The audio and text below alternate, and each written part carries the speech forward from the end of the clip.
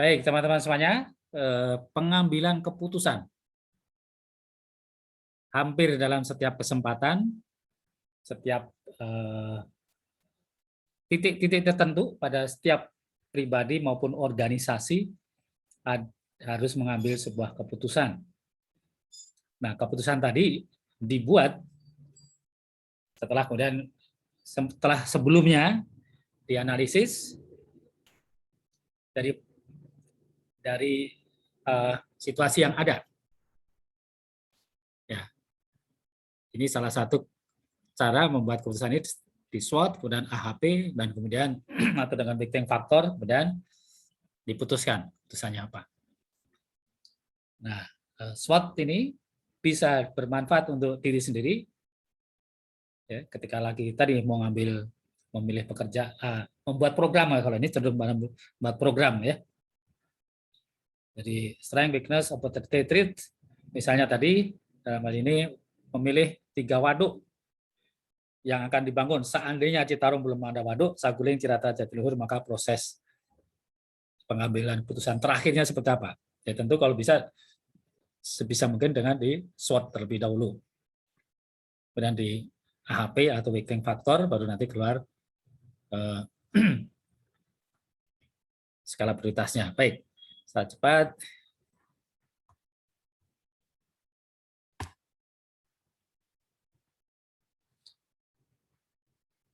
Ya, saya kira secara umum sudah paham. SWOT ini terdiri strength, weakness, opportunity, dan threat.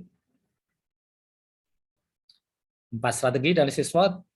Ya, kita membuat strategi pemrogramannya menggunakan strength dan opportunity, weakness opportunity, strength threat, dan weakness threat. Apa program rencana kerja yang akan kita buat? Nah, langkah-langkahnya, saya kira ini kita langsung ke contoh praktis saja. Silakan. Kita kenali kekuatan kelemahan dari organisasi kita, mempelajari lingkungan kita, dan kemudian kita buat rencana programnya. Oke, langkah 1, identifikasi kelemahan dan ancamannya. Langkah kedua, identifikasi kekuatan dan peluang yang cocok. Nah, dari langkah-langkah 1 tadi dilakukan proses untuk penyusunan program. Oke, kekuatan kelemahan itu faktor internal.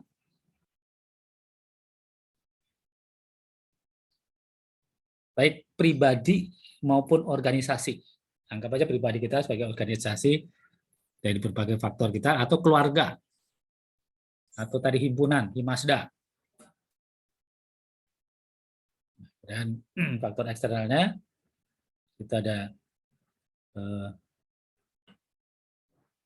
ada peluangnya, opportunity, dan threat. Ya, fokus internal, kekuatan kelemahan, dan fokus eksternal, itu ada peluang dan threat. Ini saya cenderung ini menjadi tantangan, ya. Bukan ancaman, tapi tantangan. Tapi tentu ini aslinya soalnya begitu, threat, ancaman. Ya. Ini lebih detail masing-masing. Kekuatan apa, kelemahan bagaimana, ada peluang di depan seperti apa, ancamannya seperti apa, atau ancaman atau tantangannya di luar seperti apa.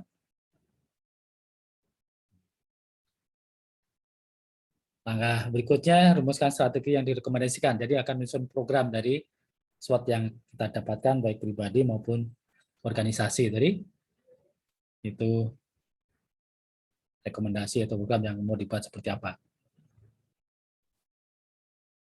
Langkah kelima, tentukan prioritas penanganan. Ya, tadi ada kelemahan, pada saat yang sama ada tantangan. Ya, jadi dari SWOT tadi bisa keluar program-program. Kalau strength lebih besar dari weakness, kita punya kekuatan lebih, maka dan kemudian opportunity lebih besar daripada threat, maka itu perluasan, ya, Tadinya perusahaannya level RT, RT RW kecamatan nanti berubah jadi kabupaten, atau statusnya kabupaten, perusahaannya masuk ke provinsi, perluasan. Balikannya kalau strength-nya lebih kecil dari weakness, opportunity-nya lebih kecil dari threat, maka kita konsolidasi dulu ke dalam. Nah, disitulah akan keluar berbagai program dari kombinasi SWOT tadi. Ya. Jadi ini tadi kalau pemilihannya tadi tentang waduk, saguling, cerdas, jatiluhur, ini bisa dilihat dari satu, dianggap sebagai satu organisasi. Anda dalam organisasi di bawah PLN, di bawah PUPR, di bawah Departemen Energi, bekerja sama berdua ininya membangun itu bagaimana memilih saguling, cerdas, jatiluhur. Tapi untuk memilih pekerjaan ABC sepenuhnya di tangan Anda. Oke. Ya, jadi strength, weakness, opportunity, threat, ya saya sudah sering ini sudah dapat, tapi hanya praktek di sumber airnya seperti apa. Sebuah program harus mampu menganalisis semua bagian dari sistem manajemen secara komprehensif. Ada input, ada proses, ada output, ada outcome, ada impact-nya. Ya, misalnya ini satu perguruan tinggi, inputnya ada dosen, staf mendukung, ada mahasiswa, infrastruktur, keuangan, dana, manajemen sistem, fasilitas, prosesnya, pembelajaran, suasana akademik, penelitian, pengabdian, outputnya, sarjana, hasil penelitian, dan seterusnya, outcome-nya, persebaran lulusan, penerbitan buku, hasil penelitian, dan hasil PKM.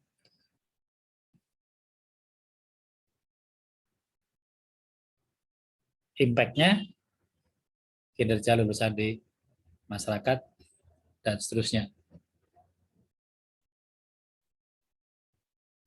Oke, itu tadi contoh. Tadi, ya, aturan sederhana untuk analisis SWOT, perlu bersikap realistis, bedakan keadaan organisasi sekarang dan keadaan organisasi pada masa yang akan datang.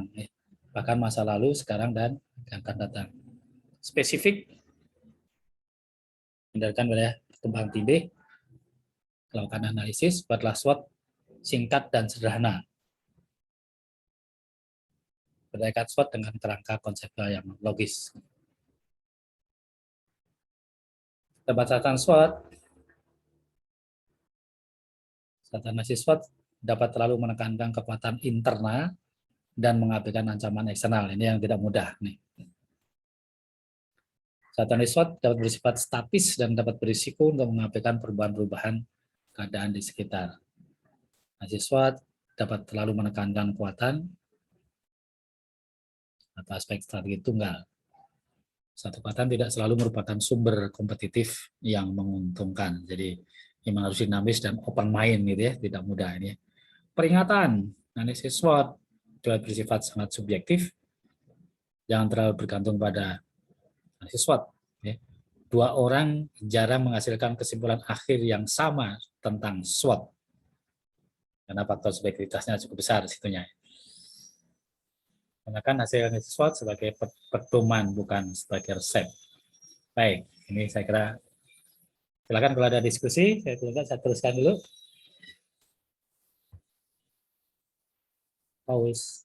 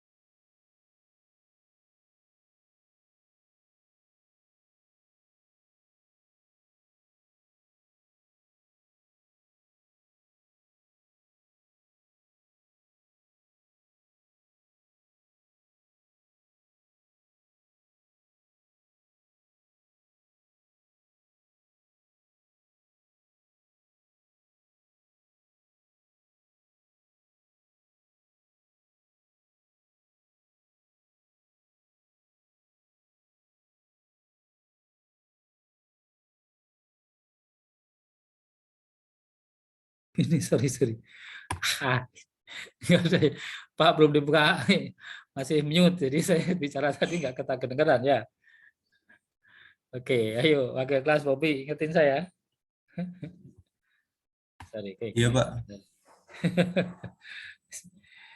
Oke, pengambilan keputusan dengan analytical hierarchy proses, ya.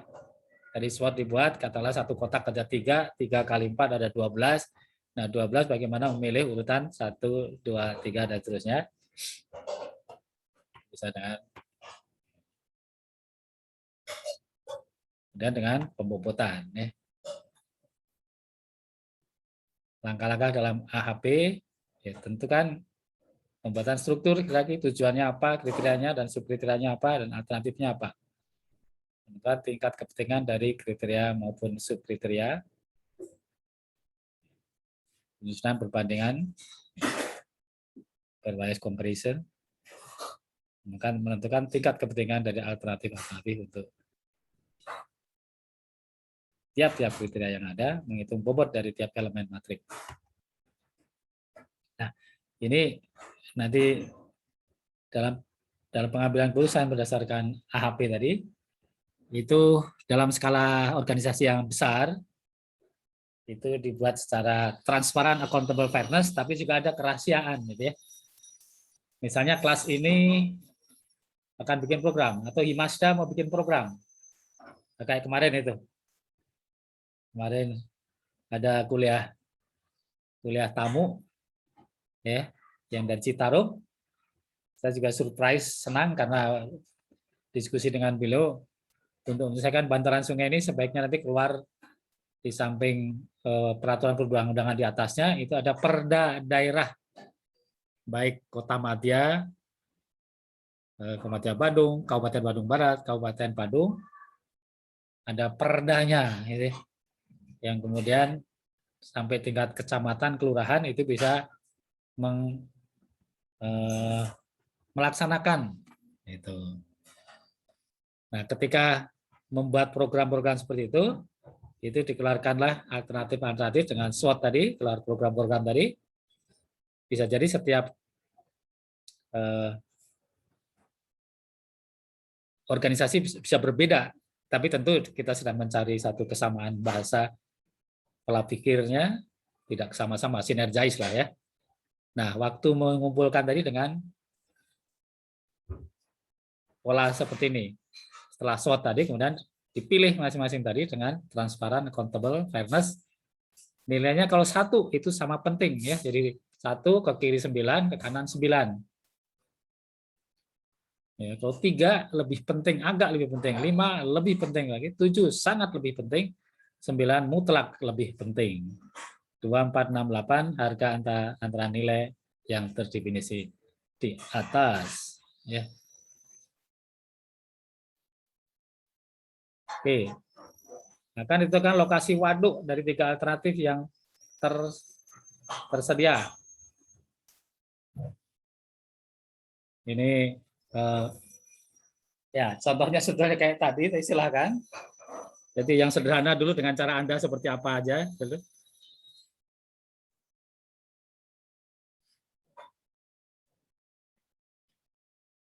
Ya, tujuan memilih lokasi waduk, kriteria dukungan masyarakat, luas genangan. Ini waduknya ada yang karena topografi ada yang luas genangannya lebar, besar, ada yang sedang, ada yang kecil, gitu ya. Efektivitas pengendalian banjir, efektivitas pengendalian banjir. Nah, jadi dipilih lokasi A, B, C. Nggak apa-apa ya, yang sudah mengirimkan bagus saja. Sebetulnya ini setelah semuanya dikirimkan baru ini, tapi nggak apa-apa. Terima kasih. Ada kan aktif, karena harus berjalan. Kalau saya nunggu terlalu lama ininya. Oke, contoh tentuan lokasi waduk, tujuannya, kriterianya, dukungan masyarakat, luas genangan, efektivitas penanggulangan banjir. Side A, side B, side C.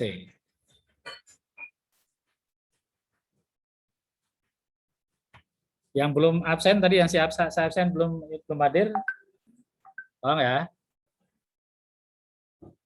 samping Pak, tadi saya belum hadir, saya hadir lambat, kasih tahu. Saya baca tadi.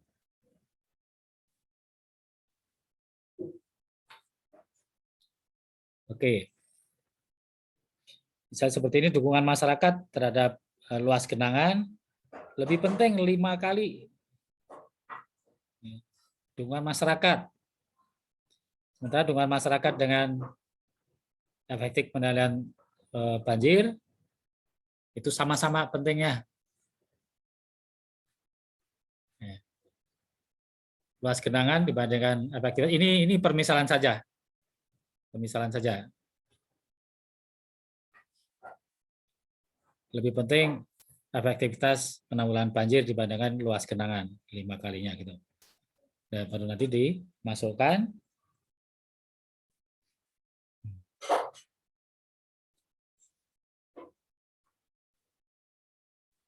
Jadi nanti dikalikan karena akan ketemu angka-angka ini.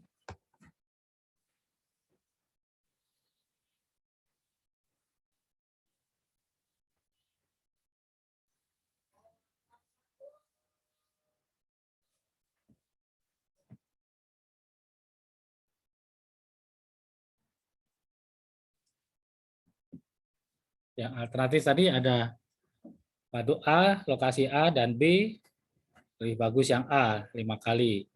Yang A dan C sama. B dan C 5 kali lebih penting. Misalnya kayak gitu.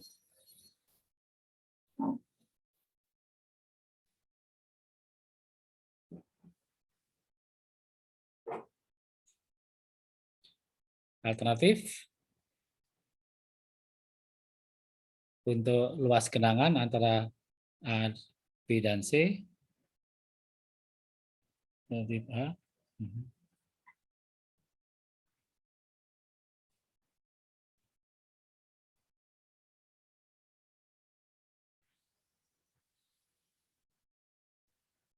Efektivitas.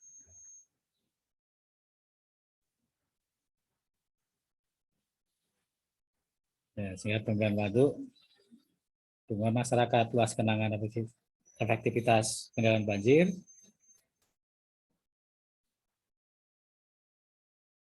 kriterianya itu, dan alternatifnya ini, dan kemudian keluar rankingnya site C 01, site A 02, dan site B 03. Ini cek itunya. Nah, ada yang bisa menggunakan weighting factor secara dengan Excel biasa.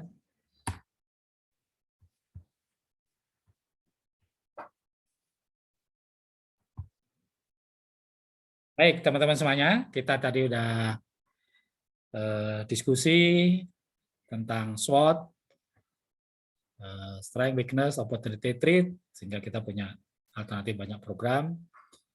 Kemudian kita diskusi AHP, Analytical Hierarchical Process, untuk memilih, katakanlah dalam SWOT tadi ada 4, masing-masing ada 3 program aja, akan ada 12.